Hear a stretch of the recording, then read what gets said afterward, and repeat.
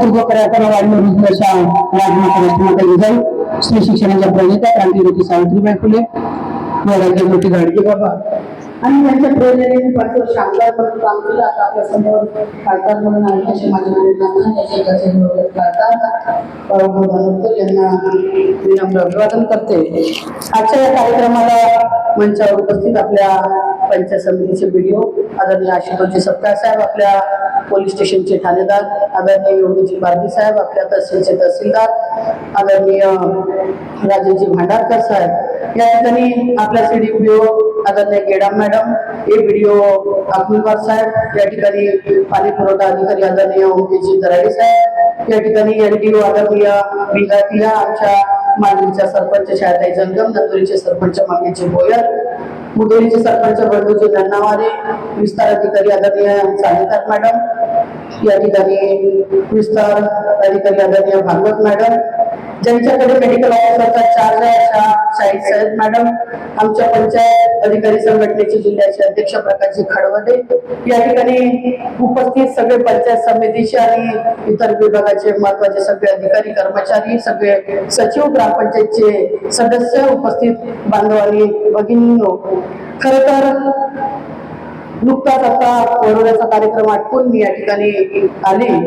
आणि आपल्याला माहित असेल की राज्याच्या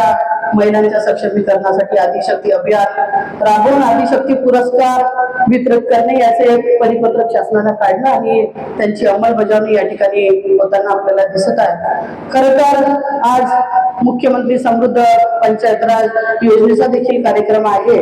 आणि तो कार्यक्रम तुमचा मला वाटतं 3 वाजताचा कार्यक्रम आहे. वरोड्याचा कार्यक्रम आता आम्ही आटोपला, पण आदिशक्ती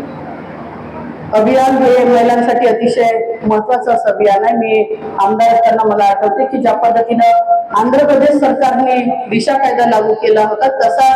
कायदा शक्ती कायदा हा महाराष्ट्र सरकारने लागू करावा अशी प्रथम मागणी मी विधानसभेत आमदार असताना केली आणि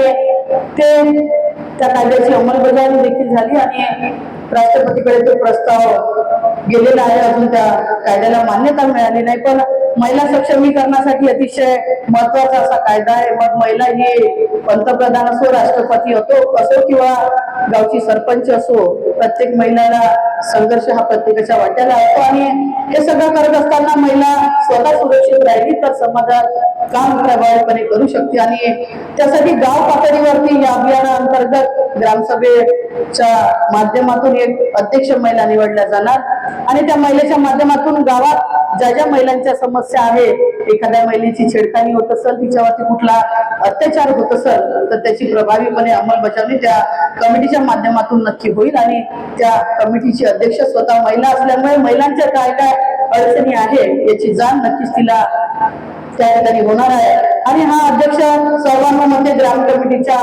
सभेतून येणारा अध्यक्ष असल्यामुळे खरंच महिलांच्या सक्षमीकरणासाठी, महिलांच्या बळकटीकरणासाठी हा कायदा अतिशय महत्वाचा आहे आणि त्या अभियानाची सुरुवात आपल्या भद्रावती पंचायत समितीच्या माध्यमातून या ठिकाणी होत आहे आणि मला वाटते की नक्कीच महिलांसाठी चांगलं असं अभियान हे राज्य शासनानं राबवलेलं आहे. त्याच्यामुळे या अभियानाचं एक महिला खासदार म्हणून मी देखील मनस्वी स्वागत या अभियानाचं करते. आज बऱ्याच महिला या ठिकाणी आहे, काही अंगणवाडी सेविका म्हणून काम करतात, काही आरोग्य विभागात काम करतात, काही महिला ग्रामपंचायतच्या सरपंच म्हणून काम करतात, पण शेवटी पुरुषाच्या खांद्याला खांदा लावून काम करत असताना अनेक अडचणी या महिलांना येतात. मला वाटत नाही की पुरुषांना एवढ्या फार अडचणी येतात, कारण महिलांवरती जबाबदारी आहे फक्त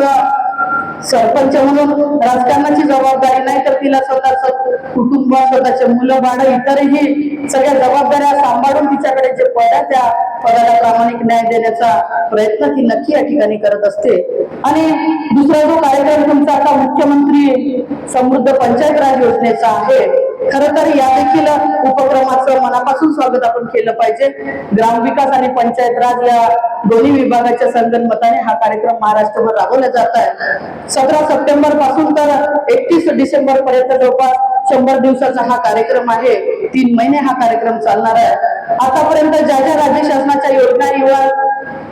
प्रधानमंत्री आवास योजनेपासून तर